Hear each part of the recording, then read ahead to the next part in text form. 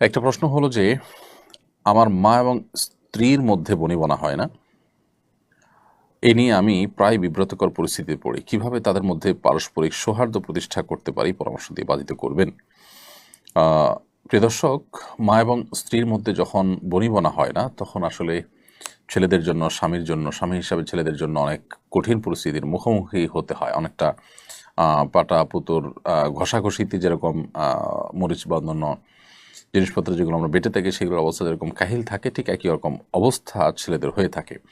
তো এরকম পরিস্থিতিতে আমরা সবসময় বলি যে উভয় পক্ষের হক এবং অধিকারগুলোর সর্বাগ্রে আমাদের জানা কর্তব্য।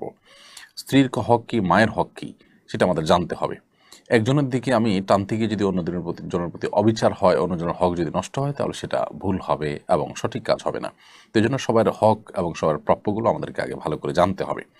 দ্বিতীয়ত যে কাজটি করতে হবে তা হলো মা এবং স্ত্রী উভয়ের কাছেই যথাসম্ভব চেষ্টা করতে হবে তাদের পারস্পরিক বনিবনা না হওয়ার বিষয়গুলোকে সমন্বয় করার চেষ্টা করতে হবে এবং মায়ের কাছে স্ত্রীর, স্ত্রীর কাছে মায়ের হয়ে লড়াই করার প্রবণতা এটা দেখানো যাবে না। বিশেষ করে অনেকে আছেন যে স্ত্রীর কাছে গিয়ে যখন তিনি স্ত্রী মায়ের ব্যাপারে কিছু বলেন, তখন মায়ের হয়ে স্ত্রীর সাথে লড়াই করেন। আবার স্ত্রী মায়ের কাছে যখন যান, তখন স্ত্রীর হয়ে মায়ের কাছে লড়াই করেন। উভয়ের কাছে তখন তিনি খারাপ হন। বরং যথাসম্ভব তাদের কথাগুলো শুনতে হবে, মনোযোগ দিয়ে আমলও নিতে হবে।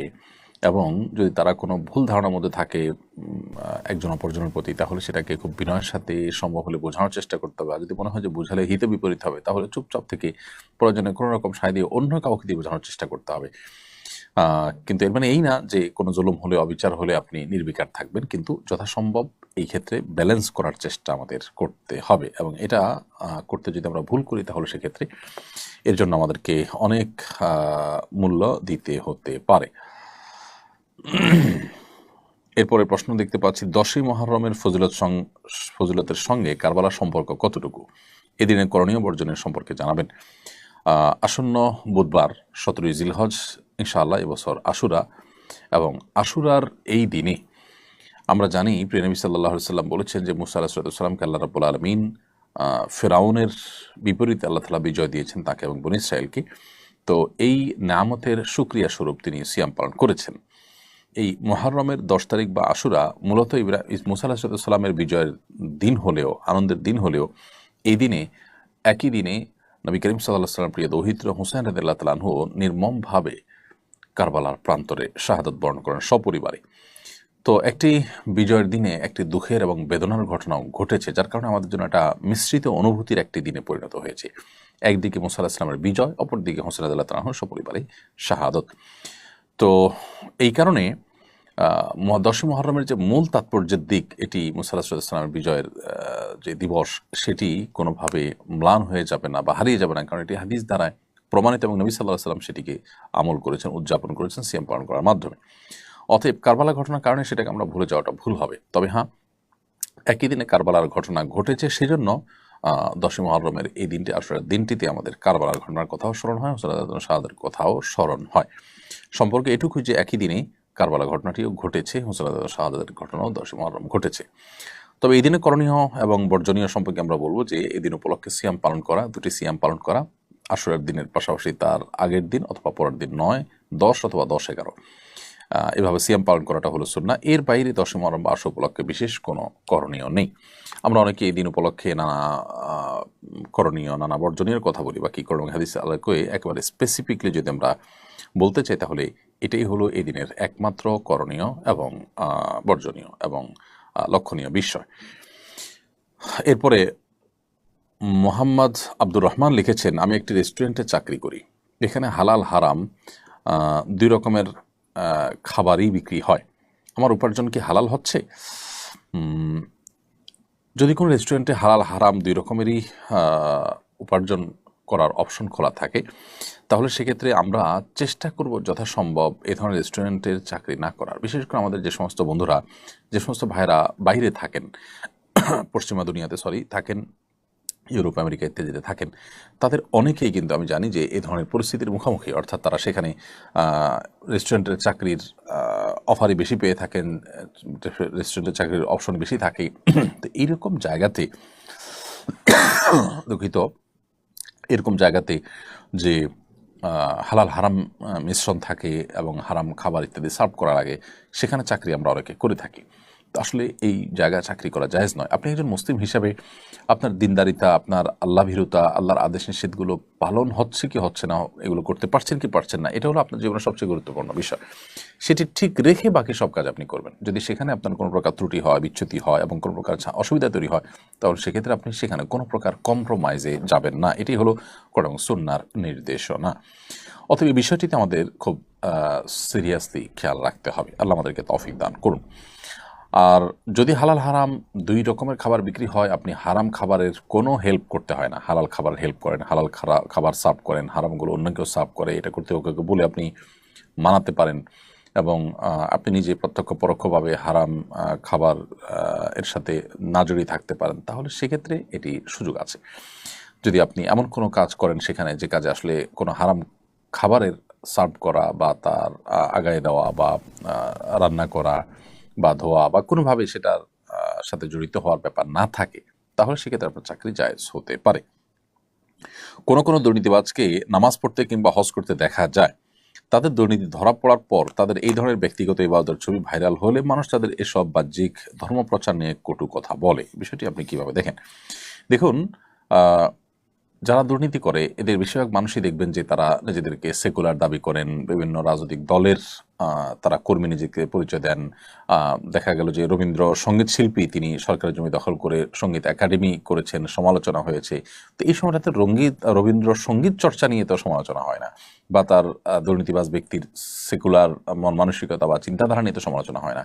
ধর্ম নিয়ে সমালোচনাটা কেমন হয়? কারণ হলো আসলে ধর্ম বা ধর্মীয় লেবাস পোশাক যাদের থাকে তারা সাধারণত অপরাধে জড়ায় না।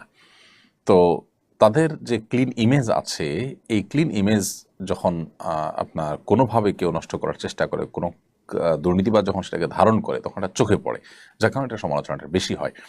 এবং এই সমালোচনাটা যারা করে এর মধ্যে অনেক সেকুলার, অনেক ইসলাম বিদ্বেষীরা আছে। এই চান্সে তারা ইসলামের এক হাত নেওয়ার চেষ্টা করে এবং তারা রীতিমতো দাড়ি টুপিকে, ওই দুর্নীতিবাজদের দাড়ি টুপি দেখে দাড়ি টুপিকে তারা তাদের লেবাস ধারণ করা দেখে এই লেবাসকে তারা দোষারোপ করেন। এটা একেবারেই অজ্ঞানতা সুলভ কাজ।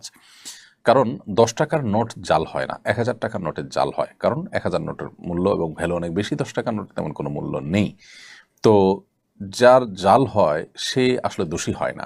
1000 টাকার নোটে কোনো দোষ থাকে না, বরং যে জাল করে দোষটা তারই হয়ে থাকে।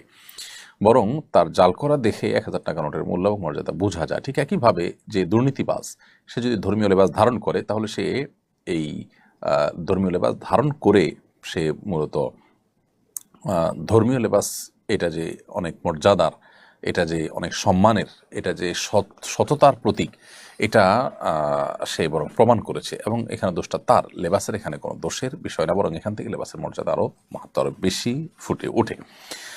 আমার মা এবং আমার স্ত্রীর মধ্যে, আপনার প্রশ্ন উত্তর দিয়েছি।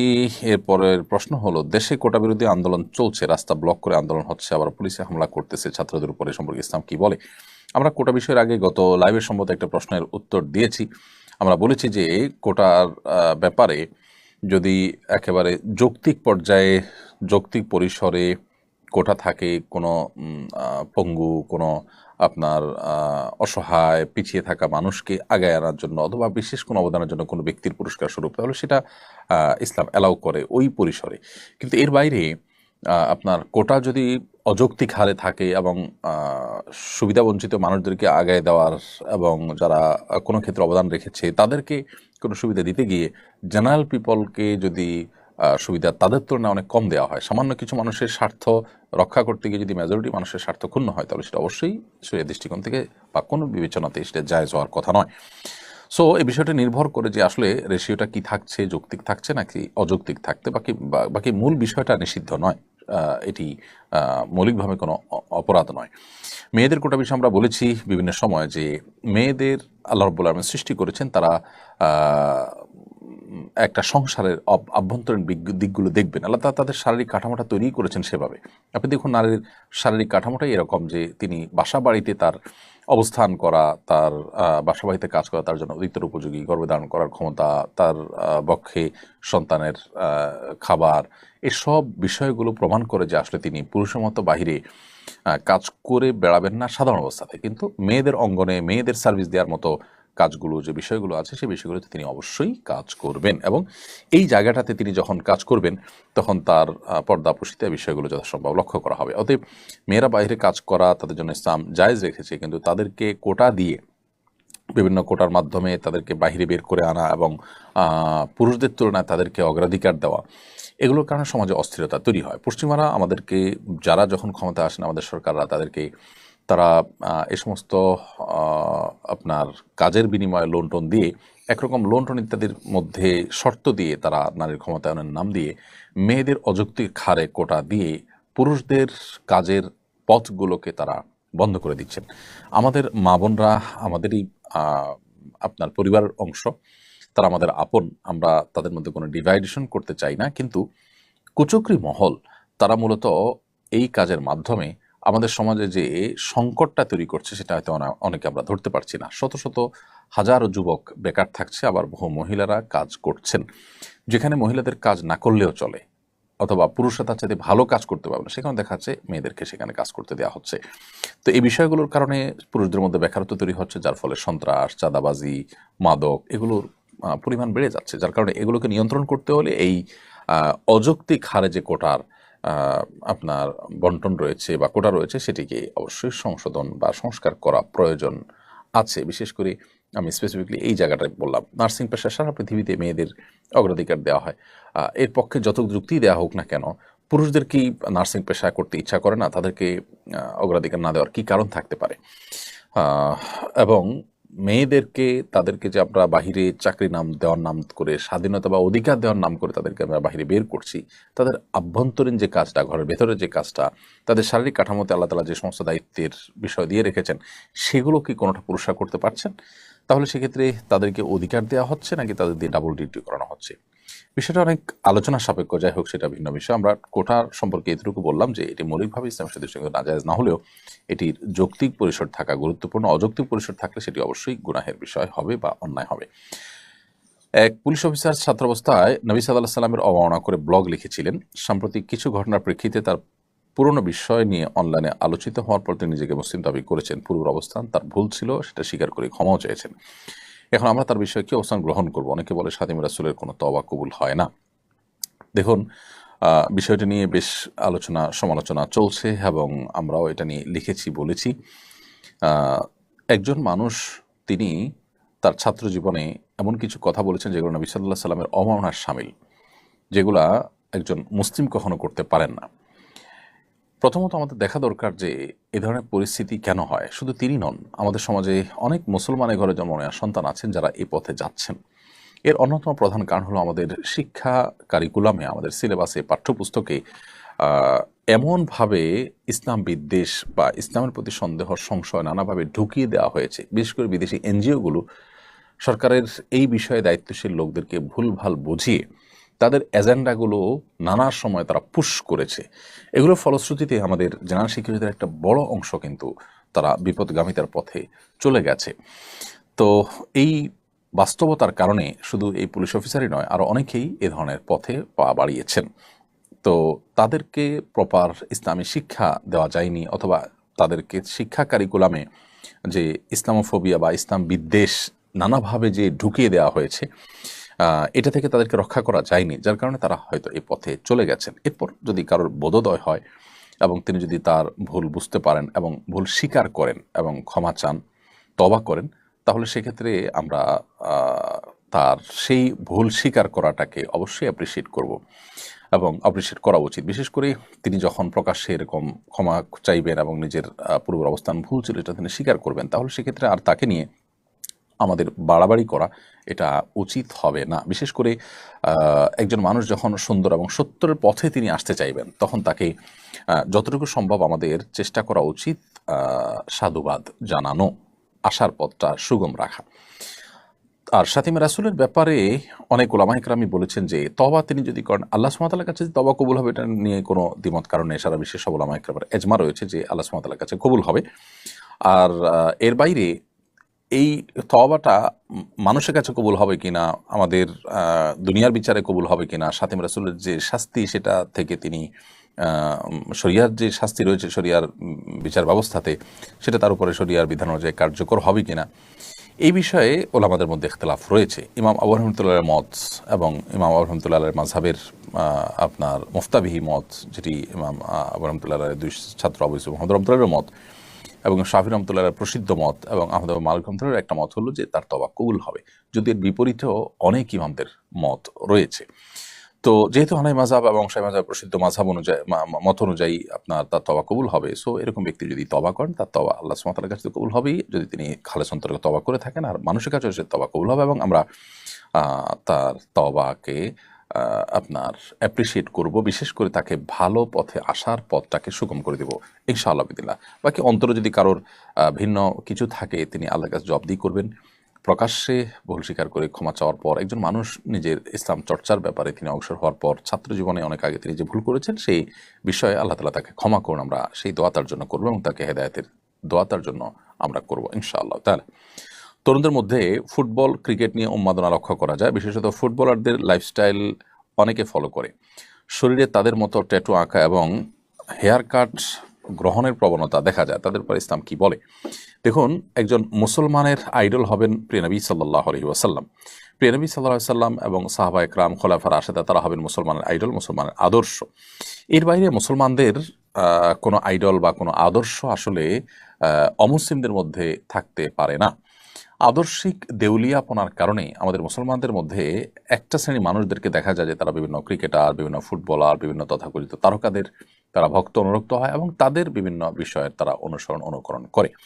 একজন মুসলমান হিসাবে এটি আমাদের জন্য কোনো অবস্থাতে জায়েজ নয়। একজন তরুণ হিসাবে আমি আমার প্রিয় নবী সাল্লাল্লাহু আলাইহি সাল্লামকে, সাহাবীদেরকে, খোলাফা রাশিদদেরকে আমি জানার চেষ্টা করি এবং জানতে পারি, তাহলে সেক্ষেত্রে এই খেলোয়াড়রা কখনো আমাদের আইডল হতে পারে না। তো এই উন্মাদনার কারণে তাদের লাইফস্টাইল ফলো করা এটি আমাদের ইমানের দুর্বলতার কারণেই হয়ে থাকে।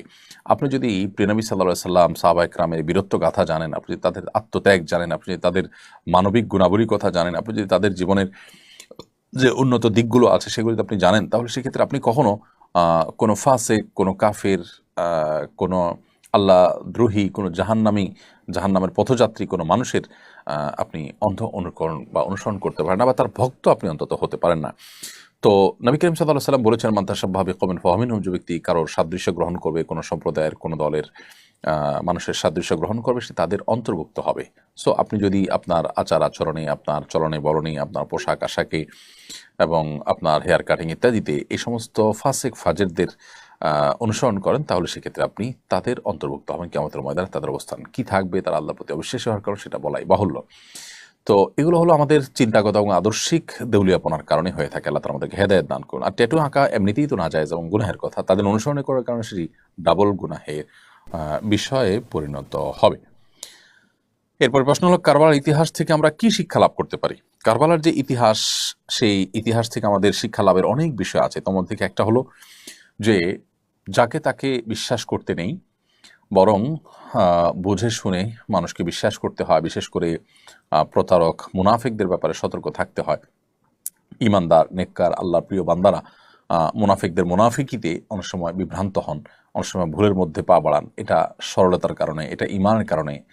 আল মুমিনু গীরুন কারীম, ইমানদার তিনি তিনি কারোর তার সরলতার কারণে কেউ প্রতারণা করলে তার প্রতারণা তিনি অনেক সময় দেখা যায় প্রতারিত হয়ে পড়েন।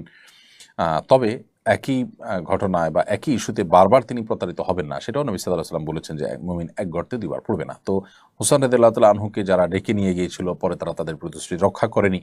এখান থেকে আমরা শিখলাম বা আমাদের শিখার বিষয় আছে যে আসলে কেউ আমাদেরকে আপন বললেই আমরা সবসময় আপন হিসাবে তাদেরকে গ্রহণ করব না।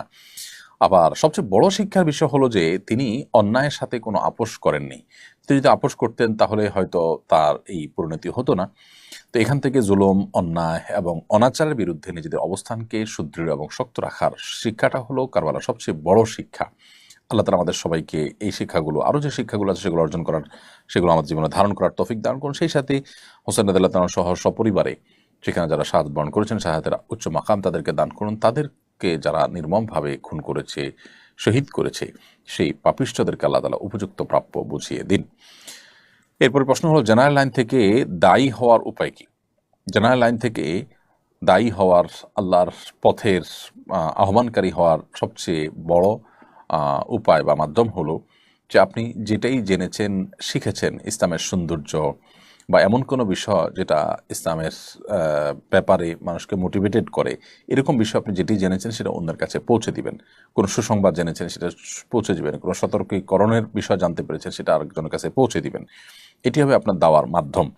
এর বাইরে আপনার মাসলা মাসাইল বিষয় বা আকিদাগত বিষয় বা ইসলামের সূক্ষ্ম বিষয় যেগুলো আসলে স্কলারদের কাজ বা এই সাবজেক্টের এক্সপার্টদের কাজ, সেটা আমরা সাধারণ ভাইরা করতে যাব না। এক্ষেত্রে মাত্রা জ্ঞানটা অনেকটা গুরুত্বপূর্ণ। আমাদের জেনারেল লাইন থেকে যারা দাওয়াতের কাজে আসেন, অনেকে আছেন যে এখানে এসে তারা মাত্রা জ্ঞান হারিয়ে ফেলেন এবং যেটা তার সাবজেক্ট না সেই সাবজেক্ট তিনি কথা বলেন, যেটা তিনি বলতে পারেন না সেই কথা তিনি বলে ফেলেন। এটা যেন না হয়।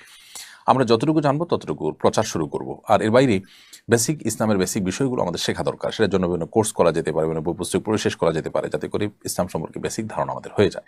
দাওয়ার মূলনীতিগুলো আমরা শিখে নিয়ে তারপরে দাওয়াতি কাজ আমরা করতে পারি ইনশাআল্লাহ তাআলা। এরপরে প্রশ্ন হলো, আমাদের ইউটিউব চ্যানেল থেকে একজন প্রশ্ন করেছেন, মেয়ের বয়স 12 বছর, তবে বালেগ হওয়ার অন্য লক্ষণ তথা শারীরিক পরিবর্তন দেখা গেলেও পিরিয়ড হয়নি, তার ক্ষেত্রে শরীয়তের বিধান প্রযোজ্য হবে কিনা?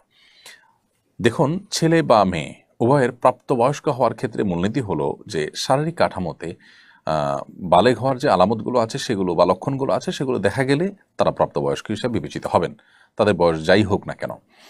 নানা কারণে, বিশেষ করে সেক্সুয়াল বিষয়গুলোতে যে আপনার পশ্চিমা পৃথিবীর যে বিশেষ এজেন্ডা আছে, আমাদের দেশের এনজিওগুলো যে এজেন্ডা আছে, এগুলোর কারণে মেয়েরা এখন অনেক আগে থেকে তারা প্রাপ্তবয়স্ক হয়ে যাচ্ছে।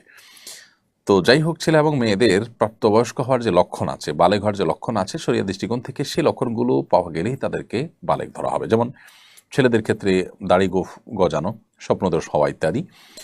মেয়েদের ক্ষেত্রে আপনার পিরিয়ড বা মাসিক শুরু হওয়া, অথবা আপনার স্বপ্নদোষ হওয়া, কিংবা শরীরের কাঠামোতে প্রাপ্তবয়স্ক নারীর মতো পরিবর্তন আসা, এর কোনোটি আসলেই কিন্তু তিনি প্রাপ্তবয়স্ক হিসেবে বিবেচিত হবেন। এর বাইরে যদি এই আলামতগুলো, চিহ্নগুলো, লক্ষণগুলো দেখা না যায় অথচ তার বয়স 15 হয়ে যায়, তাহলে সেক্ষেত্রে তিনি অবশ্যই বালেগ হয়ে যাবেন। তো লক্ষণ পাওয়া গেলেই তিনি প্রাপ্তবয়স্ক হবেন। বয়স 12 কি 11 সেটা বিবেচ্য নয়। লক্ষণ যদি পাওয়া না যায় তাহলে সর্বশেষ সীমানা হলো 15 বছর। নীলপরি আইডি থেকে আপনি লিখেছেন, আমার স্বামী তাস খেলে, টাকা বাজি ধরে না, কিন্তু পরাজিতরা বিজয়ীদেরকে প্রতিবার ফ্রিতে চা ও সিগারেট খাওয়াতে হয়, এটা কি জুয়া খেলা বলে গণ্য হবে? টাকা না নিলেও এই যে যারা পরাজিত হচ্ছে তারা বিজয়ীদেরকে আপনার চা খাওয়াচ্ছে, সিগারেট খাওয়াচ্ছে, এটা তো একটা বিনিময়, যার কারণে এটাও হারাম হবে এবং জুয়ার অন্তর্ভুক্ত হবে। টাকাটা নেওয়া যাবে না, অন্য কিছু নেওয়া যাবে, ব্যাপারটা সেরকম না। আর দ্বিতীয়ত হলো, এখানে সিগারেট খাওয়ানো হচ্ছে, সেটা তো আরেকটা গুনাহ, ডাবল গুনাহ হচ্ছে সেখানে। আর তৃতীয়ত হলো, এই খেলাটাই শরিয়া দৃষ্টিকোণ থেকে নাজায়েজ, অর্থাৎ এখানে কয়েকটা বিষয় একসাথে জড়িত। অতএব আমরা তো অনুরোধ করব আপনাকে যে আপনার স্বামীকে আপনি এই খেলা থেকে ফিরে আনার চেষ্টা করবেন। যারা এই খেলায় আসক্ত হয়ে যায় তারা সাধারণত ফিরে আসতে পারে না বা কঠিন হয় তাদের জন্য। বিকল্প কোনো বিনোদনের বা ভালো সময় কাটাবার কোনো উপায় তার জন্য আপনি আবিষ্কার করতে পারেন, খুঁজে দেখতে পারেন, এবং আল্লাহ তাআলার কাছে দোয়া করার পাশাপাশি তাকে আপনার সর্বশক্তি দিয়ে, আপনার সকল আবেগ, ভালোবাসা, সব কিছু দিয়ে তাকে এই পথ থেকে ফেরাবার চেষ্টা করবেন। প্রশ্ন ফাঁসে জড়িত এক ব্যক্তির টাকা সম্পর্কে জিজ্ঞাসা করলে তিনি বলেন, আমি প্রশ্ন ফাঁসের মাধ্যমে অর্জিত সব টাকা আল্লাহ রাস্তায় খরচ করেছি। দুর্নীতির মাধ্যমে উপার্জিত অর্থ আল্লাহ রাস্তায় ব্যয় করলে কি আসলে মাপ পাওয়া যাবে? না ভাই, আমাদের দেশে কালো টাকা সাদা করা যায়, অর্থাৎ অবৈধভাবে উপার্জন করেছেন কেউ, কিছু ট্যাক্স দিয়ে দিলে সবগুলো সাদা হয়ে যায়। এটা দেখে আমরা অনেকে মনে করি যে ধর্মীয় ক্ষেত্রেও বোধ হয় আমরা কোনো অন্যায় উপার্জন করে, হারাম উপার্জন করে কিছু টাকা দান সাদাকা করে দিলে বোধ হয় বাকিগুলা হালাল হয়ে যাবে। ব্যাপারটা সেরকম না। হারাম উপার্জন করলে আপনি এই টাকা যাদের থেকে উপার্জন করেছেন, কারোর হক নষ্ট করেছেন, তাহলে তারটা তাকে ফেরত দিতে হবে, সম্পূর্ণ দান করে দিতে হবে যদি তাকে ফেরত দেওয়ার সুযোগ না থাকে। এরপর আল্লাহ তাআলার কাছে মাপ চাইতে হবে। কিন্তু আপনি কিছু টাকা দান সদকা করে দিয়ে বাকিগুলো হালাল হয়ে যাবে মনে করলে সেটি আপনার ভুল ছাড়ার কিছু নয়। এরকম ধারণা অনেকেই করছেন। অতএব তাদের সেই ধারণা থেকে বেরিয়ে আসতে হবে এবং হারাম উপার্জন থেকে তাদেরকে দূরে থাকতে হবে। আল্লাহ তাআলা আমাদেরকে তৌফিক দান করুন। পাঠাও, উবার ও এ জাতীয় রাইড শেয়ারিং অ্যাপসের মাধ্যমে রাইডারের সঙ্গে যোগাযোগ হবার পর অনেক সময় রাইডার রাইড ক্যান্সেল করে একই ভাড়ায় অ্যাপ ছাড়া যাওয়ার প্রস্তাব দেন। এতে অ্যাপ কর্তৃপক্ষের নির্ধারিত হিস্সা থেকে বঞ্চিত করা হয়। এমন প্রস্তাব গ্রহণ করা যাত্রীদের জন্য উচিত কিনা?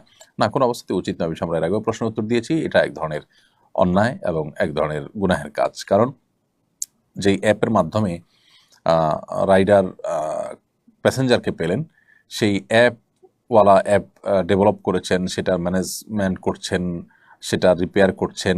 এটার মাধ্যমে আপনি তার অ্যাপটা ব্যবহার করে আপনি যাত্রী পেলেন, এরপরে যাত্রীকে বলছেন ক্যান্সেল করে আমাকে টাকাটা দিয়ে দেন, অর্থাৎ অ্যাপওয়ালাকে আমি বঞ্চিত করলাম। এটা তার অধিকার থেকে তাকে বঞ্চিত করা হলো। যেহেতু অ্যাপ ব্যবহার করে আপনি যাত্রী রেখেছেন, সো এই যাত্রী থেকে নির্ধারিত কমিশন পাওয়া এটা অ্যাপ কর্তৃপক্ষের পাওনা হয়ে গেল, অধিকার হয়ে গেল, কারণ তাদের ওইটা দিয়ে আপনি ডেকেছেন। তাছাড়া তাদের সাথে আপনার চুক্তিও ছিল এই মর্মে যে আপনি তাদের অ্যাপ দিয়ে যখন যাত্রী পাবেন তখন তাদের এত পার্সেন্টেজ দিবেন, আপনি সেটা চুক্তিও করেছেন। তাহলে সেক্ষেত্রে রাইডার সেখানে চুক্তি ভঙ্গ করছে, আপনি সেখানে তাকে সাহায্য করছেন। আবার রাইডার তার ওই অ্যাপ কর্তৃপক্ষের যে অধিকার নষ্ট করছে সেখানে আপনি সহযোগিতা করছেন। এই জন্য এই ক্ষেত্রে আপনাকে অবশ্যই ফিরে আসতে হবে এই সমস্ত অন্যায় থেকে, এবং কোনো অবস্থাতে এই ধরনের প্রস্তাব গ্রহণ করা যাবে না। হ্যাঁ, কোনো রাইডার যদি নিজে থেকে কোনো প্যাসেঞ্জার খুঁজে পেয়েছেন অ্যাপের মাধ্যমে না, তো সেটা তিনি তার সাথে চুকিয়ে যেতে পারেন, সেটা ভিন্ন বিষয়, যদি এক্ষেত্রে তার কোনো চুক্তি লঙ্ঘন ইত্যাদি না থাকে। এমডি ইয়ামিন আপনি লিখেছেন, আমি গার্মেন্টসে চাকরি করি, সেখানে সব সময় চুপচাপ থাকি, কম কথা বলি, এই কারণে সবাই আমাকে বোকা ভাবে, অবহেলা করে, জোর খাটায়, বেশি কাজ করা ইসলামী দৃষ্টিকোণ থেকে আমার করণীয় কি? এটি আমাদের সমাজের একটা সমস্যা আমরা বলতে পারি, যে ইন্ট্রোভার্ট কিসিমের মানুষদেরকে মানুষ নানাভাবে জুলুম করে, তাদেরকে ভুল বোঝে ইত্যাদি ইত্যাদি। তো এইরকম পরিস্থিতিতে আমরা সবরের কথা বলবো আপনাকে। আল্লাহর জন্য সবর করুন, ধৈর্য ধারণ করুন এবং যথাসম্ভব চেষ্টা করুন নিজের অবস্থানটাকে পরিষ্কার করার জন্য, অর্থাৎ আপনি যে দুর্বল নন সেটি তাদেরকে বোঝাবার চেষ্টা করুন। ইনশাআল্লাহ বিদিনিল্লাহ এর মাধ্যমে আল্লাহ যদি রহম করেন তো হয়তোবা আপনার প্রতি জুলুম কমবে। আর যদি না হয় তাহলে সেক্ষেত্রে এত বোকা আপনি নিজেকে তাদের সামনে সাব্যস্ত করবেন না বা হাজির করবেন না এটা বোকা রূপে, যে আপনাকে তারা পেয়ে বসতে পারে। আপনার জায়গা থেকে আপনি চেষ্টা করবেন যথাসম্ভব আত্মরক্ষা করবার জন্য। আল্লাহ তাআলা তৌফিক দান করুন। মুহররম মাসে আমি বিয়ে করতে চাচ্ছি। কয়েকজন বললেন মুহররম মাসে বিয়ে করা নিষেধ, আবার অনেককে বলতে শুনেছি জন্মের মাসে বিয়ে করা নিষেধ। এসব বিশ্বাস শরীয়তসম্মত কিনা? আমি একটু রসিকতা করে বলি, এমনিতেই অভিভাবকরা ছেলে মেয়েদেরকে সময়মতো বিয়ে দিচ্ছেন না, যার কারণে নানামুখী সমস্যা এবং সংকট তৈরি হচ্ছে। পরিবার ব্যবস্থাপনা নানাভাবে ক্ষতিগ্রস্ত হচ্ছে এবং দাম্পত্য জীবনে যে সুসম্পর্ক বোঝাপড়া হয় সাধারণত উপযুক্ত বয়সে বিয়ে হওয়ার পর, সেটা না হয়ে দেরি হয়ে গেলে সেটা আসলে আর হয় না। খুব বেশি শেয়ানা, খুব বেশি চালাক চতুর হয়ে একেবারে অতিরিক্ত বয়স হয়ে গেলে তখন আসলে স্বামী স্ত্রীর মধ্যে যে ভালোবাসার ভিত গড়ে ওঠার কথা একটা নির্দিষ্ট বয়সে, সেটা বেটে বলে সেভাবে হয় না। এছাড়া বন্ধ্যাত্ব সহ নানা সমস্যা হয়ে থাকে। তো এমনিতেই প্যারেন্টসরা আপনার এই ভোগবাদিতার কারণে, আপনার জাগতিক নানা ইস্যুর কারণে তারা তাদের সন্তানদেরকে যথাসময় বিয়ে দেন না, দিতে পারেন না। এর মধ্যে আবার মুহররম মাসে বিয়ে করা যাবে না, তারপরে জন্মের মাসে বিয়ে করা যাবে না, অনেকে বলেন যে কাটা চাঁদে বা আপনার কোরবানি মাসে বিয়ে করা যাবে না। তো বছরে যদি 2-3 মাসে বিয়েই করা না যায় তো বিয়ে মানুষ করবে এটা কখন? আসলে এরকম কোনো কথা কোন হাদিসে বলা হয়নি। বিয়ের ক্ষেত্রে এমন কোনো সময় নেই যে এই টাইমে বিয়ে করা যাবে না। শুধু এহরামরত অবস্থাতে, হজ বা আপনি ওমরার জন্য যখন এহরামরত আছেন ওই সময়টাতে মুহরিমের জন্য বিয়ে করা নিষেধ, এবং সে বিষয়ে আমাদের ইখতিলাফ রয়েছে। কিন্তু আপনার এর বাইরে রাতে, দিনে, আপনার যে কোনো মাসে আপনি বিয়ে করতে পারবেন। বিধায় মুহররম মাসে বিয়ে করা যাবে না এমন কোনো কথা নেই, আবার জন্মের মাসে বিয়ে করবেন না সেরকম কোনো কথাও নেই। এটা সম্পূর্ণ কুসংস্কারের জন্য বিশ্বাস। এরপর আমাদের ইউটিউব চ্যানেল থেকে একজন প্রশ্ন করেছেন, এক ছেলে সন্তান সহ আমার দ্বিতীয় বিয়ে হয়েছে। আমাদের দাম্পত্য জীবন ভালো চলছে আলহামদুলিল্লাহ। আমার প্রশ্ন হলো, আমার ছেলে যখন বড় হবে এবং বিয়ে করবে তখন আমার স্বামী কি এই ছেলের বউকে দেখতে পারবে? আপনার একজন ছেলে সহ যেহেতু দ্বিতীয় বিয়ে হয়েছে এবং আপনার ছেলে যদি বড় হয় এবং সে যদি বিয়ে করে, তখন তার স্ত্রীকে আপনার স্বামী দেখার বিষয়টি নির্ভর করবে যে আসলে এই সন্তানটি তার সন্তান সে বিবেচ্য কি না। তো এর উত্তর হলো যে যদি স্বামীর স্ত্রীর অন্য ঘরের সন্তান সেটা মেয়েও যদি হয়, তাহলে সেক্ষেত্রে সে মেয়ে আপনার স্বামীর জন্য দেখা জায়েজ। ঠিক একইভাবে এই ছেলেও আপনার স্বামী তার স্ত্রী ওই আলোকে বা ওইটার উপর ভিত্তি করে আপনার স্ত্রীকে দেখা আপনার স্বামীর জন্য জায়েজ হবে। আল্লাহু আলাম। আলিনুর তুহিন আপনি লিখেছেন, আমি তওবা করার পর আবার পাপ করে ফেলি, পাপ থেকে বাঁচার জন্য কয়েকটি কার্যকরী আমলের কথা বলুন। তওবা করার পর আবার পাপ হয়ে যাওয়া এটা মানবীয় দুর্বলতা ছাড়া কিছুই নয়। তো এরকম পরিস্থিতিতে আল্লাহ রাব্বুল আলামিনের কাছে আমাদের দোয়া যেমন অব্যাহত থাকবে, ক্ষমা প্রার্থনা বন্ধ হবে না, বরং আরও শক্ত, আরও গাঢ়ভাবে আমরা তওবা করব। একবার তওবা ভঙ্গ হয়ে গেলে পরবর্তী তওবাটা হবে আরও শক্তিশালী তওবা। পরবর্তী তওবাতে আমরা চেষ্টা করব আগের চাইতে আরও স্ট্রংলি তওবা করার, কারণ আমার আগের তওবা ভেঙেছে মানে হলো তওবাটা খুব বেশি স্ট্রং ছিল না। তারপরও তওবা ভঙ্গ হয়ে যাওয়ার একটা বড় কারণ থাকে যে পাপের পরিবেশ থেকে হয়তো আমরা ফিরে আসি না। তওবা করেছি আমি পাপ করব না, অথচ আমি এমন জায়গায় আছি, এমন অবস্থানে আছি যে আমার দ্বারা ঘুরে ফিরে অপরাধ হয়ে যাচ্ছে। তো এই জায়গাগুলো থেকে আমরা সরে আসার জন্য আপ্রাণ চেষ্টা অব্যাহত রাখবো ইনশাআল্লাহ তাআলা। সেটি হবে পাপের পরিবেশ থেকে ফিরে আসা হবে আমাদের তওবাকে ধরে রাখার সবচেয়ে বড় মাধ্যম। এর বিপরীতে নেগের পরিবেশের মধ্যে আমরা নিজেদেরকে ধরে রাখার চেষ্টা করবো ইনশাআল্লাহ।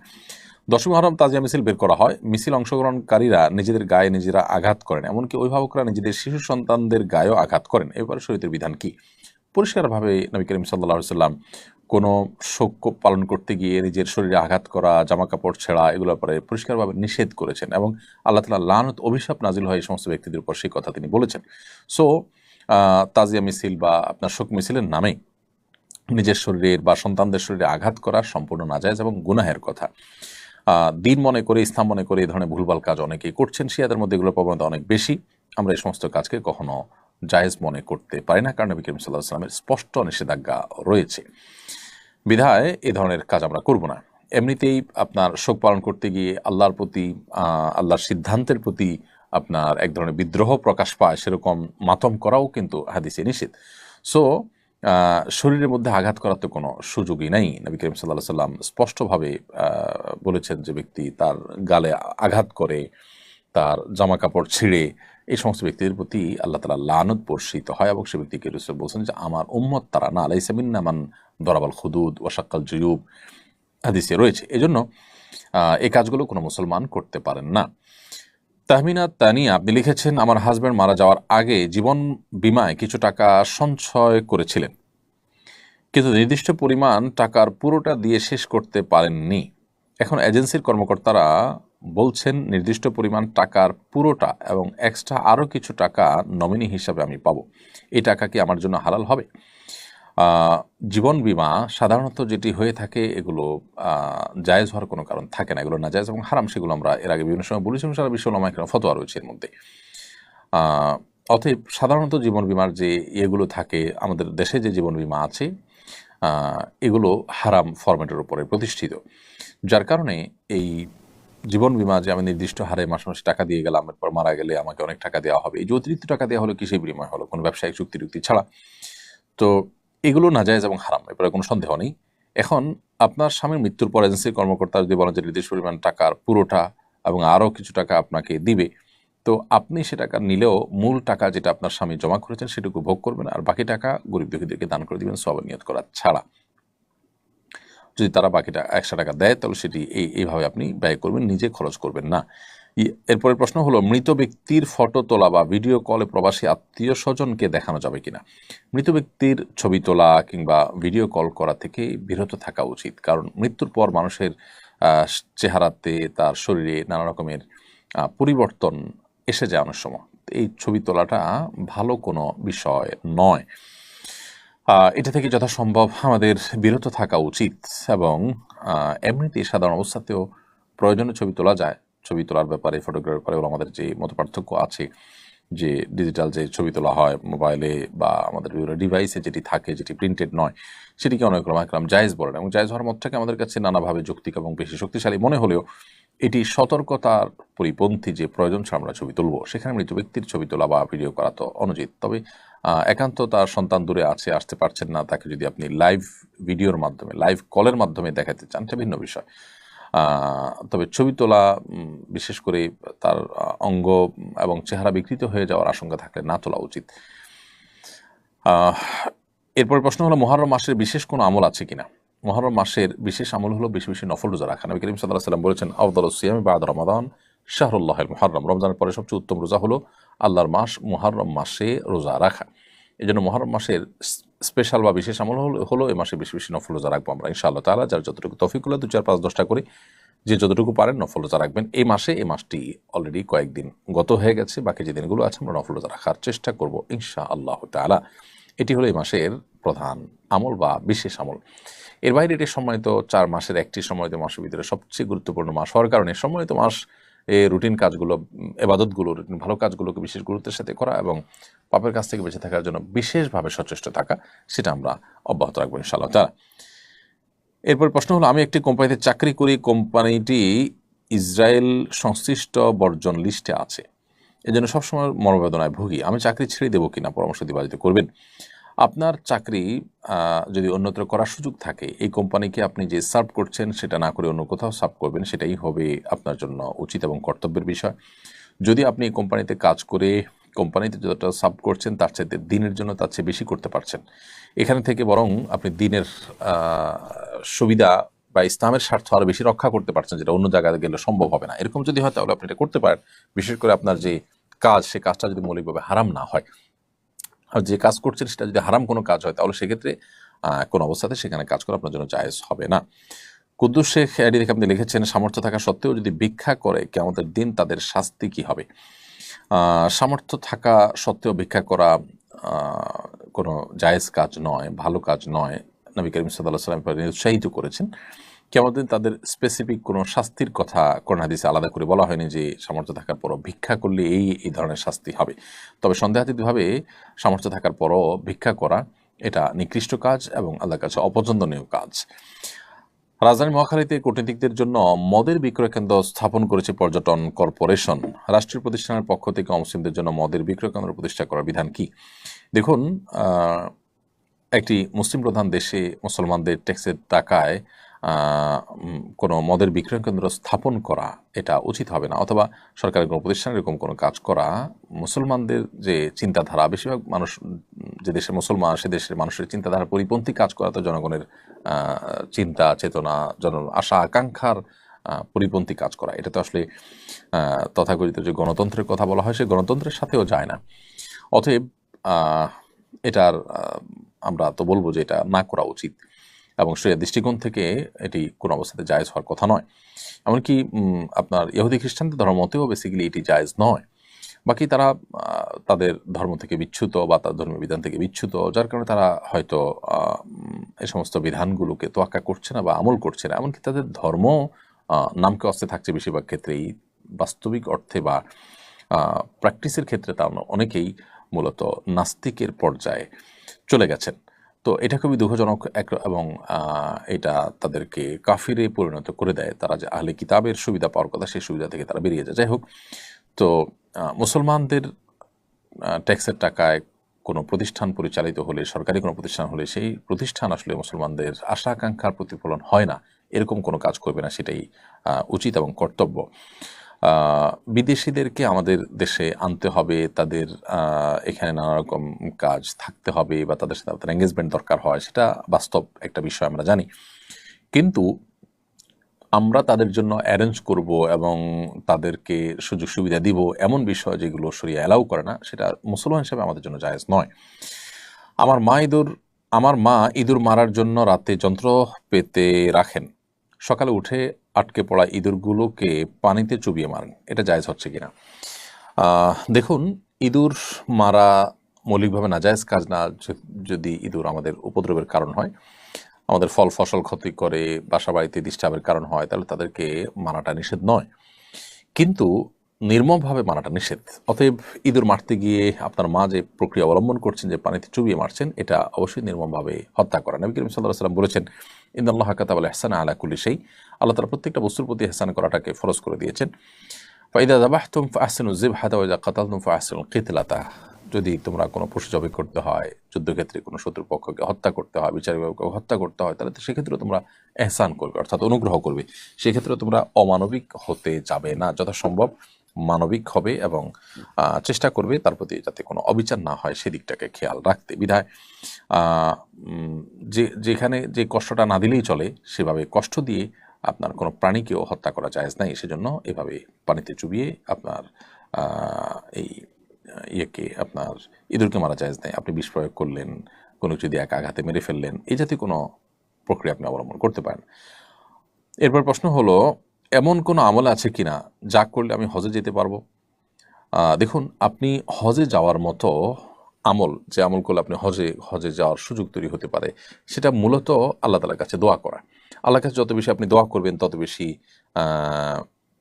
আল্লাহ রাব্বুল আলামিন আপনাকে হজে যাওয়ার সুযোগ দিবেন, আপনি আশা করতে পারেন।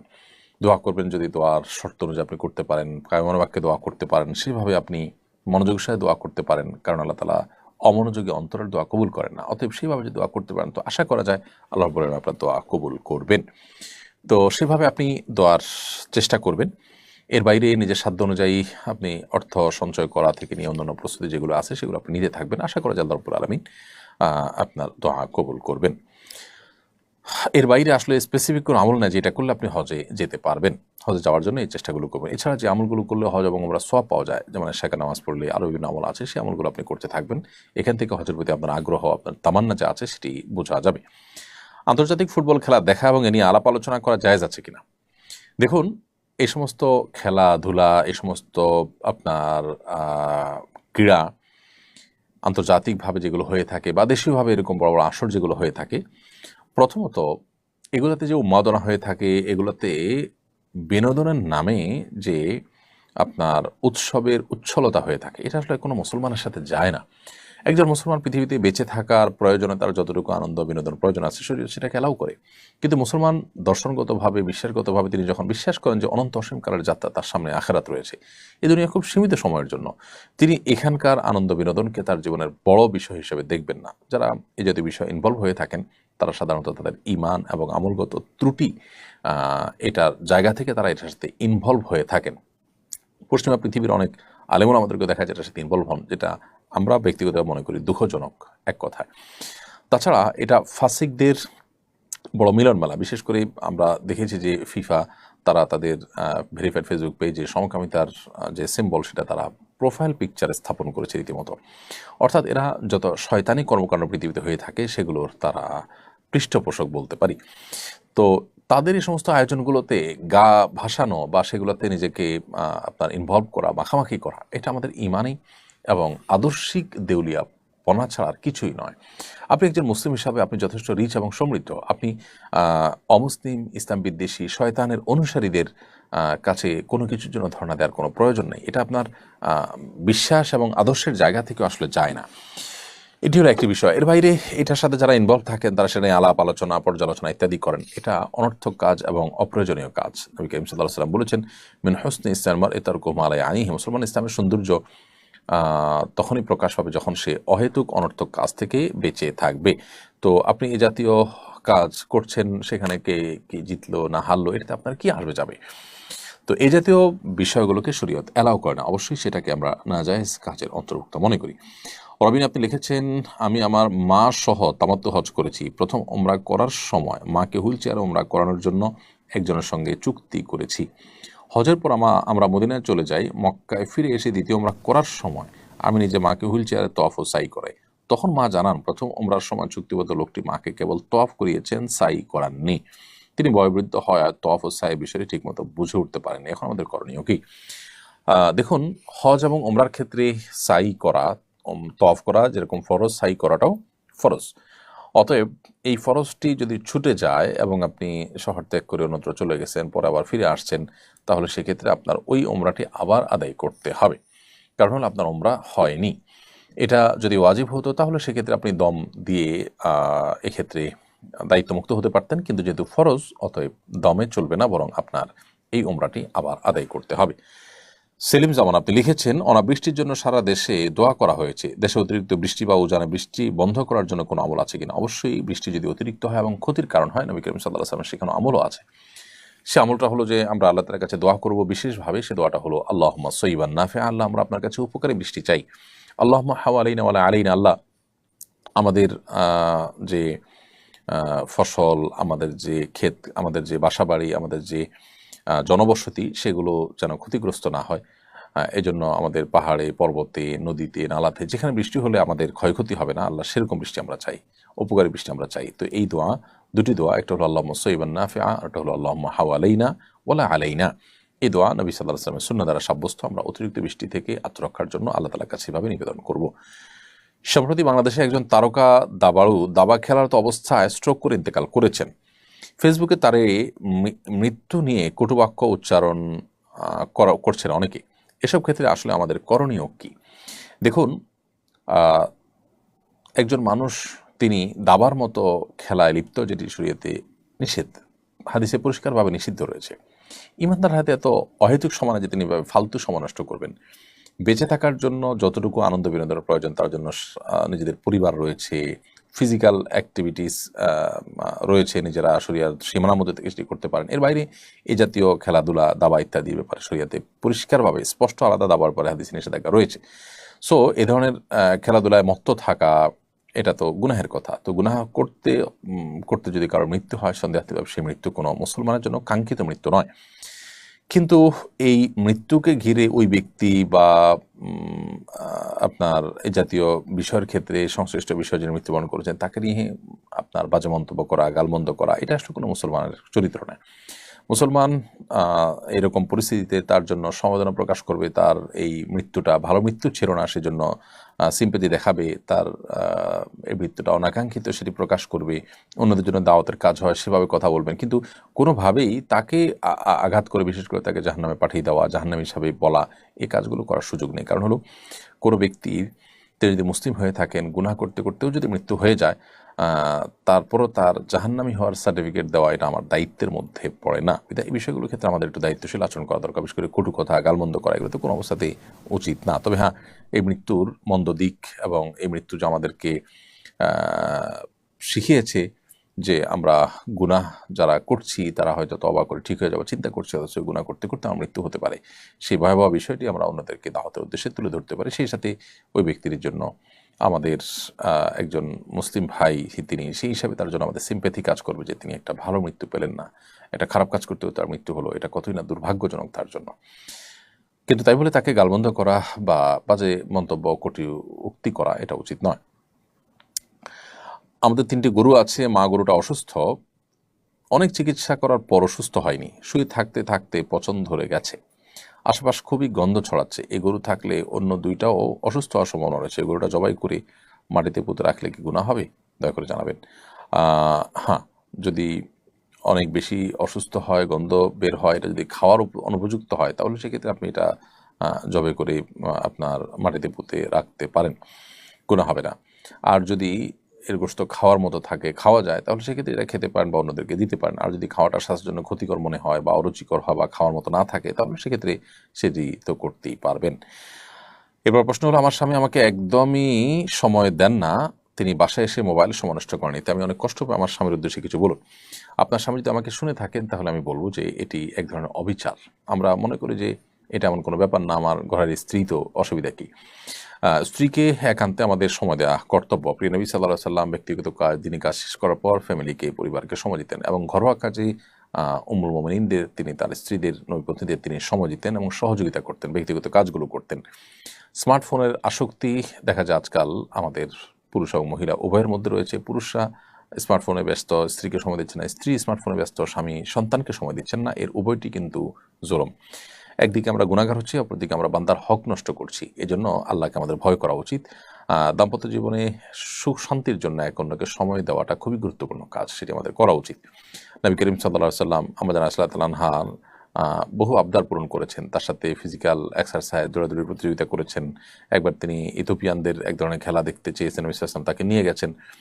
এরপরে আমাদের রাসূলুল্লাহ তাআলা বলেছেন যে ফাকদুরু কদরাল জারিয়াতিল হাদিসাতি সিন্নাল হাদিসাতি আল্লাহ বিহি। হে পুরুষরা, তোমরা তোমাদের অল্প বয়সের যে স্ত্রীগণ আছেন, অর্থাৎ তোমাদের সাথে ছোট বয়সে ছোট বা আপনার তরুণী যে স্ত্রীগণ আছেন, এক হয়তো তোমাদের স্ত্রীগণ যারা আছেন তাদের প্রতি তোমরা খেয়াল রাখবে, তাদের চাহিদাগুলো, বৈধ চাহিদাগুলো পূরণ করা। নবী করিম সাল্লাল্লাহু আলাইহি ওয়াসাল্লাম যেভাবে খেয়াল রেখেছেন সেভাবে খেয়াল রাখবে। অতএব আল্লাহ তাআলা আমাদেরকে নির্দেশ করেছেন, ওয়াশিরুহুন্না বিল মারুফ, তোমরা স্ত্রীদের সাথে সুন্দরভাবে দিনাতিপাত করো, জীবনযাপন করো, সংসার করো। অতএব মোবাইল টিপাটিপি করা, সোশ্যাল মিডিয়াতে অ্যাক্টিভ থাকা, অতিরিক্ত বাসায় এসে সেদিকে এঙ্গেজ থাকা, স্ত্রীকে সময় না দেওয়া, এটা অবশ্যই অন্যায় কাজ। সেখান থেকে বেরিয়ে আসতে হবে। আল্লাহ আমাদেরকে তৌফিক দান করুন।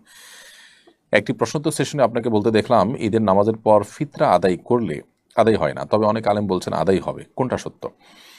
ধন্যবাদ গুরুত্বপূর্ণ একটি প্রশ্ন সামনে আনার জন্য। আমরা ঈদুল ফিতরে ফিতরা আদায়ের মাসালা প্রসঙ্গে একাধিকবার বলেছি যে ঈদের নামাজের পরে যদি কেউ ঈদের ফিতরা আদায় করেন তাহলে সেটা আদায় হবে না, বরং ঈদের নামাজের আগে আদায় করলে আদায় হবে।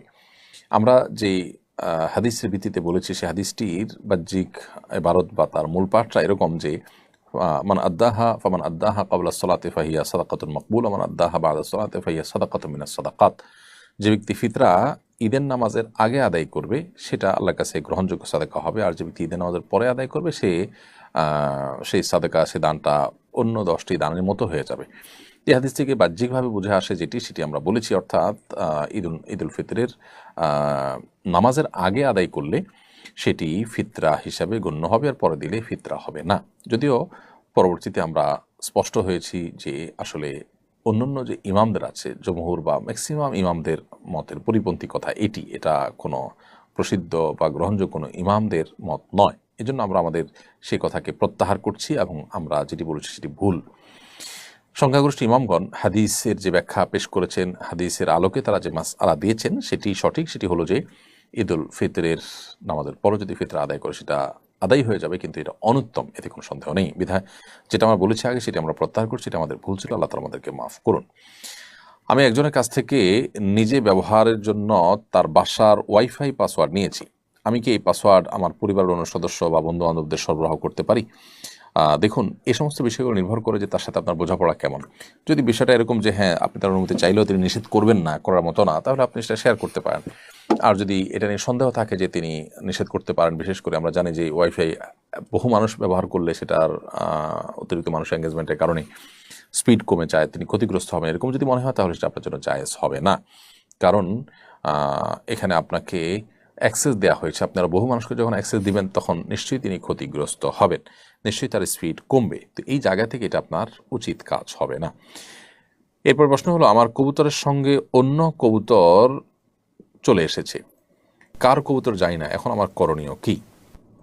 দেখুন, কোনো কবুতরের সাথে অন্য কবুতর যদি চলে আসে, আপনি সেগুলো লালন পালন করতে কোনো অসুবিধা না। আপনি চেষ্টা করবেন মালিককে খুঁজে বের করার, কোনোভাবে যদি বের করা না যায় তাহলে বাইরে থাকলে তারা মারা যেতে পারে, বা মালিকের কাছে ফিরে যদি না যায়, যাওয়ার কোনো স্কোপ থাকে সেই স্কোপ তাকে দেওয়া উচিত, আটকে ফেলা উচিত না নিজে নিজে। কিন্তু যদি সেরকম স্কোপ না থাকে, বরং সেগুলো বাইরে থাকলে মারা যাবে বা ধ্বংস হবে, তাহলে আপনি লালন পালন করলে সেটা নাজায়েজ হবে না। এরপর প্রশ্ন হলো, একজন দাড়ি টুপিওয়ালা মানুষ প্রশ্ন ফাঁস করার কারণে যতটুকু সমালোচনা হয়েছে, সম্প্রতি একজন হিন্দু প্রিয়নাথ নামে তিনি প্রশ্নপত্র ফাঁস করে বিপুল পরিমাণ অর্থ আত্মসাৎ করেছেন, অথচ এটা নিয়ে তেমন কোনো সমালোচনা হচ্ছে না। এর কারণ কি? দেখুন, এই বিষয়গুলো আমরা বিভিন্ন সময় দেখি যে আপনার দাড়ি টুপিওয়ালা মানুষ কোনো অন্যায় করলে সেটা নিয়ে অনেকে অনেক বেশি সমালোচনা করেন, অন্যগুলো নিয়ে এতটা সমালোচনা করেন না। এর অন্যতম প্রধান কারণ তো হলো, যেটা আমি একটু আগে একটা প্রশ্ন উত্তরে বলেছি, যে দাড়ি টুপি বা ধর্মীয় লেবাস ধারণ করা মানুষগুলো ভালো মানুষ হয়, এরা খারাপ মানুষ হলে তখন মানুষ এই অস্বাভাবিক বিষয়ের কারণে অতিরিক্ত আলোচনায় মেতে ওঠে। কিন্তু এটা ঠিক যে আমাদের সমাজে এক শ্রেণী মানুষ অন্য ধর্মাবলম্বীরা যখন কোনো অপরাধ করে তখন তার ধর্মীয় পরিচয়টাকে হাইড করে এবং সেটাকে একেবারে উল্লেখই করে না। বিশেষ করে মিডিয়াগুলোতে আমরা এই দ্বিচারিতা দেখি। আর এর বিপরীতে মুসলমানদের ক্ষেত্রে ইমাম করলে ইমাম, তারপরে হুজুর, আলেম, তাদের সেই পরিচয়টাকে খুব বড় করে তুলে ধরে। এটা তো একটা চক্রান্ত সন্দেহাতীতভাবে, এবং এ ধরনের শয়তানি কর্মকাণ্ড যারা করে থাকে তাদের সমস্ত শয়তানি কর্মকাণ্ড করে মূলত ইসলাম থেকে মানুষকে তারা দূরে সরাতে পারবে না, ইসলাম প্রতি মানুষকে বিতশ্রদ্ধ করতে পারবে না। কিয়ামত পর্যন্ত ইসলাম সামনে অগ্রসর হতে থাকবে, তারা নিজেদেরকে ধ্বংস করছে বা ধ্বংসের দিকে তারা নিজেদেরকে টেনে নিয়ে যাচ্ছে। তো আমরা অবশ্যই ব্যক্তিগতভাবে আমরা যখন এই সমস্ত কাজের প্রতিবাদ করব তখন আমাদেরকে লক্ষ্য রাখতে হবে যে আমরা তাদের সে সমস্ত ষড়যন্ত্রের শিকার যেন না হই। অর্থাৎ ধর্মীয় পরিচয় বা আপনার ধর্মীয় আপনার ক্রিয়াকর্ম, এগুলোর ভিত্তিতে একটা মানুষকে আমরা তুলোধনা করলাম, কিন্তু একইভাবে অন্য ধর্মাবলম্বী একজন মানুষ যখন করছে তখন তার ধর্মীয় পরিচয়টাকে আমরা একেবারে ছোট করে দেখলাম। এটা দ্বিচারিতা ছাড়া আর কিছু না। অনেক মুসলমান সন্তানরা আমরা এই এই টাইপের কাজ করি যেগুলো আসলে সুশীল সুলভ কাজ, তথাকথিত সুশীল সাজার একটা চেষ্টা হয়ে থাকে। এটা আমাদের উচিত নয়। আমরা যখন একটা পলিসি অবলম্বন করব সেটা আমাদের সব ক্ষেত্রেই ঠিক থাকা উচিত। একটি প্রশ্নোত্তর সেশনে আপনার প্রশ্ন উত্তর দিয়েছি আমি একজন কাছ থেকে, আপনার প্রশ্ন উত্তর আমরা দিয়েছি। আমাদের দেশের বিভিন্ন পাবলিক পরীক্ষার প্রশ্ন প্রায় ফাঁসায়। ফাঁসকৃত প্রশ্ন আগে জেনে পরীক্ষা দেওয়ার পর চাকরিগুলো উপার্জন হালাল হবে কিনা, প্রশ্ন ফাঁসে জড়িতদের কী ধরনের শাস্তি হওয়া উচিত? আমরা এটির উত্তর গত সপ্তাহে সম্ভবত কোনো একটা প্রশ্ন উত্তরে দিয়েছি। প্রশ্ন ফাঁস হয়েছে, সে প্রশ্ন জেনে পরীক্ষা দিয়েছেন, তাহলে সেক্ষেত্রে আপনার উপার্জন হারাম হবে না এর কারণে। যদি আপনি চাকরি বৈধ কোনো খাতে কাজ করে থাকেন কিন্তু আপনি আমানতের খেয়ানত করেছেন, সেজন্য আপনি গুনাহগার হবেন। এজন্য আপনাকে তওবা নাসুহা এবং খাঁটি তওবা করতে হবে যে জীবনে কখনো আপনি আর এই অন্যায় করবেন না।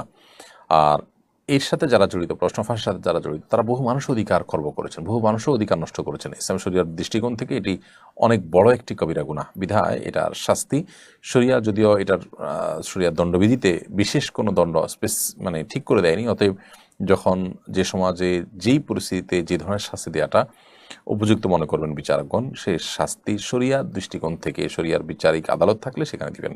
বাকি আমাদের দেশের প্রচলিত আপনার বিচার ব্যবস্থা, দেশের সংবিধান অনুযায়ী এটার কি শাস্তি আছে সে বিষয়ে বিশেষজ্ঞ যারা আছে তারা ভালো বলতে পারবেন।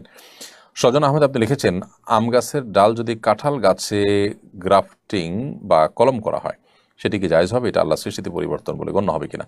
মৌলিকভাবে এটা জায়েজ আছে এবং মৌলিকভাবে এটা আল্লাহ সৃষ্টির পরিবর্তন হিসাবে গণ্য হবে না। কারণ হলো আসলে আপনার ফল ফসল বা অন্যান্য ইয়ের ক্ষেত্রে আল্লাহ সৃষ্টিতে পরিবর্তনের যে নিষেধাজ্ঞা সেটা এর ক্ষেত্রে প্রযোজ্য নয়। কিন্তু যথাসম্ভব আমাদের খাবার ইত্যাদির ক্ষেত্রে তাহার যে অর্গানিক বা অরিজিনাল যে রূপ সেটি আমাদের ধরে রাখার চেষ্টা আমাদের নানাভাবে করা উচিত।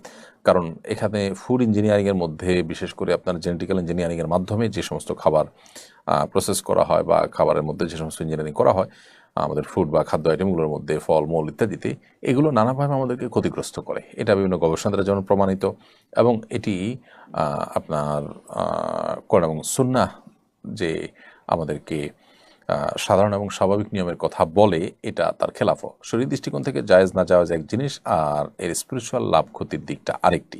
শরীর দৃষ্টিকোণ থেকে জায়েজ হলেও এই ধরনের কাজ যথাসম্ভব, বিশেষ করে আপনার খুব বড় ধরনের যেটাকে বলা জেনেটিক্যাল ইঞ্জিনিয়ারিং ফুডের ক্ষেত্রে যে করা হয়, এটি আমাদেরকে নানাভাবে ক্ষতিগ্রস্ত করে। এটা কারণে এটি আমাদের অ্যাভয়েড করা দরকার। তবে শরীর দৃষ্টিকোণ থেকে এটা নাজায়েজ বা হারাম কোনো কাজ বলা যাবে না। এরপর প্রশ্ন হলো, কথা পাকাপাকি হওয়ার পর পাত্রপাত্রী ফোনে কথা বলা বা দেখা সাক্ষাৎ করা যাবে কিনা? পাত্রপাত্রী কথা পাকাপাকি হওয়ার পর ফোনে কথা বলা বা দেখাদেখি করার সুযোগ নেই। তবে একান্ত কোনো ইনফরমেশন জানা দরকার, সেটা তারা জানতে পারেন। সেটা যথাসম্ভব মেইলিং, চিঠি আদান প্রদান বা কথা বলার দরকার হলে একান্ত সেই প্রয়োজনীয় কথাটুকু শুধু তারা বলতে পারেন। তথাকথিত এঙ্গেজমেন্ট হওয়ার পর স্বামী স্ত্রী সুলভ আচার আচরণ অনেক সময় আমরা করে থাকি, সেটা জায়েজ নয়। মুসলিম ছেলে মেয়ে অন্য ধর্মের ছেলে মেয়েকে বিয়ে করতে পারবে কিনা? বিয়ে করতে পারলে কোন রীতিতে করবেন? সম্প্রতি ভারতে এক মুসলিম অভিনেতা হিন্দু অভিনেত্রীকে বিশেষ বিবাহ আইনে বিবাহ করেছেন। ইসলাম শরীয়তের দৃষ্টিকোণ থেকে কোনো মুসলমান মেয়ে কোনো অমুসলিম ছেলের কাছে বিয়ে বসতে পারবেন না। কোনো ছেলে মুসলিম ছেলে যদি কোনো অমুসলিম মেয়েকে বিয়ে করতে চান, তাহলে আহলে কিতাব যারা ইহুদি খ্রিস্টান, তারা যদি সত্যি ইহুদি খ্রিস্টান ধর্মে বিশ্বাসী হন, তারা যদি নাস্তিক না হন, তাহলে সেক্ষেত্রে তাদেরকে বিয়ে করতে পারেন। আজকালকার বেশিরভাগ ইহুদি খ্রিস্টানরাই কিন্তু নামকে ওয়াস্তে আহলে কিতাব হলেও তারা নাস্তিক, মূলত তারা আসলে কোনো ধর্ম বিশ্বাসী নন। এরকম যদি হয় তাহলে তাদেরকে বিবাহ করা জায়েজ হবে না। নবী সাল্লাল্লাহু আলাইহি ওয়াসাল্লামের দৈনিক রুটিন কেমন ছিল? নবী সাল্লাল্লাহু আলাইহি ওয়াসাল্লামের দৈনিক রুটিন সম্পর্কে স্পেসিফিক এরকম ধারাবাহিক বর্ণনা কোনো হাদিস থেকে পাওয়া না গেলেও বোঝা যায় যে তিনি ভোর রাতে ঘুম থেকে উঠতেন, তাহাজ্জুদের সালাত আদায় করতেন, এরপরে ফজরের আগে সুন্নত পড়তেন এবং ফজরের আগে সামান্য একটু ঘুমাতেন। ঘুম থেকে উঠে সুন্নত পড়ে ফজর নামাজ আদায় করতেন। ফজর নামাজের পর জিকির, আজকার, তাসবিহ, তেলাওয়াত, ইশরাক পড়তেন, চারটা নামাজ পড়তেন, পরিবারকে সময় দিতেন। কখনো কখনো সমাজের কাজ থাকতো, দাওয়াতি কাজ থাকতো, সে সমস্ত কাজ পরিচালনা করতেন। দুপুরে একটু ঘুমোতেন, এরপরে জোহর আসর পড়তেন, রাতের খাবার এশার আগে খেয়ে ফেলতেন এবং এশার পরে দ্রুত তার সাথে শুয়ে পড়তেন। এরপর প্রশ্ন হলো, আমাদের স্ত্রীরা এখন বলে পর্দা করা ঠিক আছে, তবে হাত পা খোলা রাখলে সমস্যা নেই, এ বিষয়ে জানতে চাই। হাত পা খোলা রাখা অনেক উলামা ইকরাম জায়েজ বলেছেন, এবং এর মানে এই না যে সেটাকে প্রদর্শন করে বেড়ানো। কারণ হাত পায়ের মধ্যে বিভিন্ন রকম সাজগোজ করে সেটাকে প্রদর্শন করে বেড়ানো, এটা পর্দার পরিপন্থী। তাছাড়া আল্লাহ সুবহানাহু ওয়া তাআলা আমাদেরকে, আমাদের মা বোনদেরকে সৌন্দর্যকে আপনার আবৃত্তি করতে বলেছেন, ঢাকতে বলেছেন, সেই জায়গাটি আমাদের বিশেষভাবে খেয়াল রাখা দরকার। আজকাল বিশেষ করে ফিতনার যে সময়, এই সময়টাতে আসলে মেয়েদের হাত পা তো বটেই, এমনকি তাদের কণ্ঠ, তাদের শরীর, আপনার খুব বেশি চাকচিক্যপূর্ণ পোশাক, এগুলো পুরুষরা দেখে তাদের এই নানা বাজে চিন্তা এবং জল্পনা কল্পনা করে। ফিতনার সংকুলে এই সময়টাতে অন্তত মা বোনদের অতিরিক্ত সতর্ক থাকা উচিত। আশার রোজা নাকি দুটি রাখতে হবে, একটা রাখার পরে কোনো কারণে আরেকটি রাখতে না পারলে কি গুনাহ হবে? একটি রাখতে, দুটি রাখার ইচ্ছা ছিল কিন্তু একটি রাখার পর আটা রাখতে পারেন নাই, আপনি 10 তারিখটা রেখেছেন, 11 তারিখটা রাখবেন কিন্তু রাখা হয়নি, এর কারণে গুনাহ হবে না ইনশাআল্লাহ তাআলা, যদি অনিচ্ছাকৃত এরকম হয়।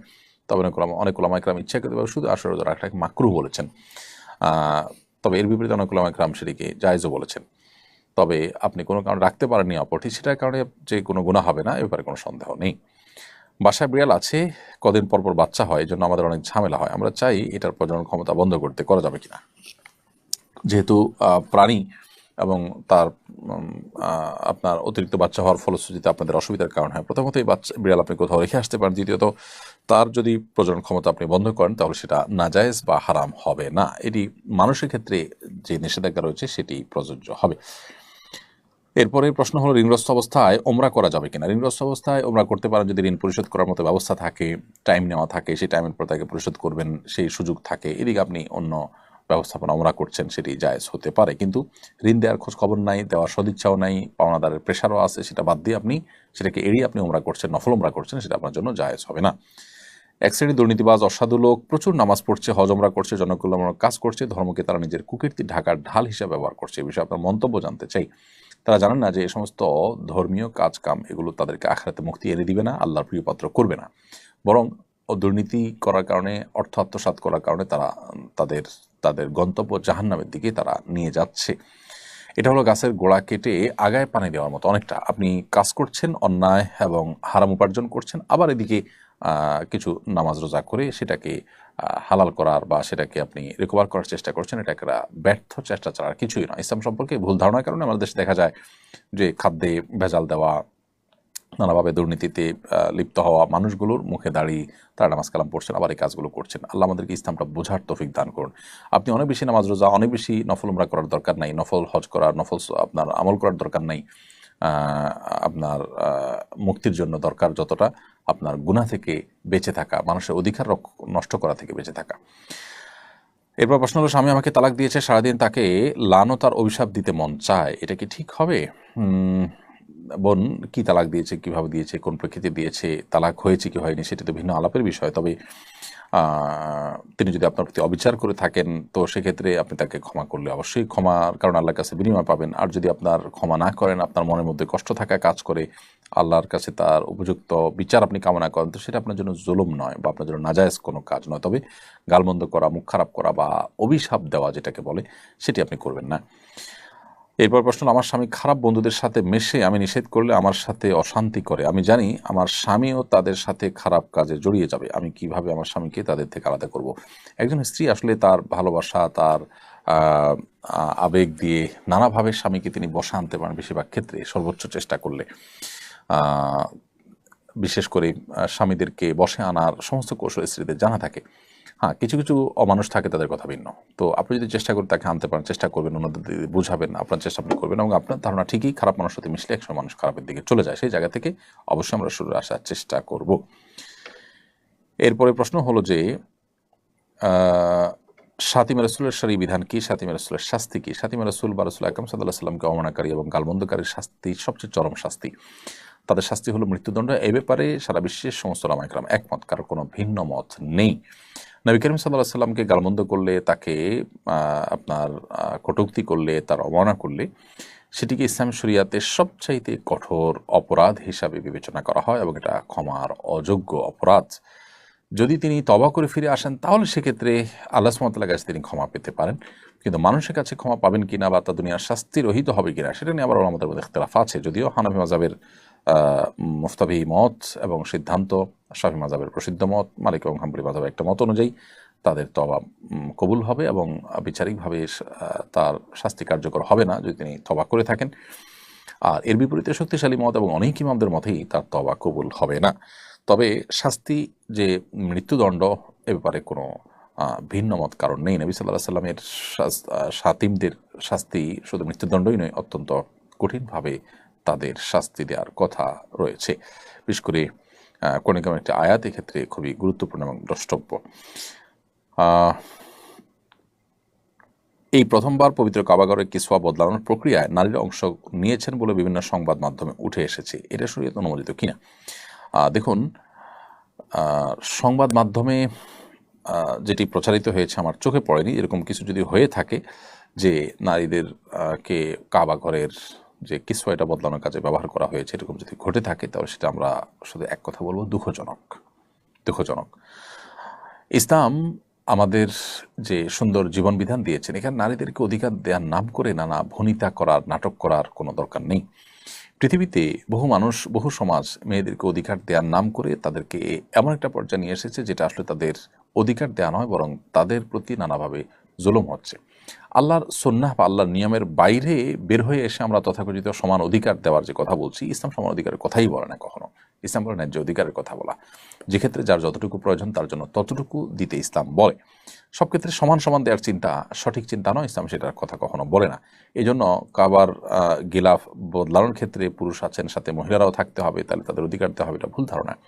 নবী করিম সাল্লাল্লাহু আলাইহি সাল্লাম, সাহাবা ইকরাম, খুলাফা রাশেদা, তারা কেউ কিন্তু এরকম কোনো কাজে মেয়েদেরও অংশগ্রহণ করাতে হবে জাস্ট তাদের অধিকার দেওয়ার নাম করে, এরকম কোনো সস্তা কাজ সাহাবা ইকরাম করেন না, মুসলমান সেটা করতে পারেন না। আল্লাহ মাফ করুক, সেই কাজটি যদি হয়ে থাকে সেটা হবে খুবই দুঃখজনক বিষয়। আমাদের সমাজে নতুন বাড়িতে ঢোকার সময় নানা রকম বিদআত পালন করা হয়। সামনে আমরা নতুন বাড়িতে ঢুকবো, আমি চাচ্ছি বিদআত মুক্ত সুন্নাহসম্মত পদ্ধতিতে বাড়িতে ঢুকতে। এই জন্য কী করণীয় জানলে উপকৃত হতাম।